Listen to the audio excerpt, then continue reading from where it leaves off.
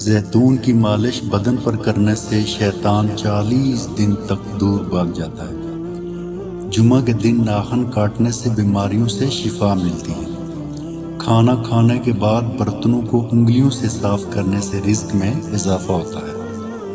हर जुमा के दिन सदका करने से वालिदैन कब्र के अजाब से महफूज रहते हैं। बावुज़ू रहने से रिज्क और उम्र में इजाफा होता है। एक अनार खाने से दिल 40 दिन तक मुनव्वर रहता है।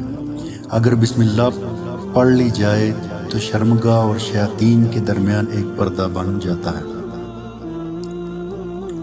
अगर पाँव सुन हो जाएं तो दुरूद पाक पढ़ने से फौरन ख़त्म हो जाता है। और जो शख्स नहार में 7 खजूरें खाएगा उस पर कभी कोई जादू असर नहीं करेगा।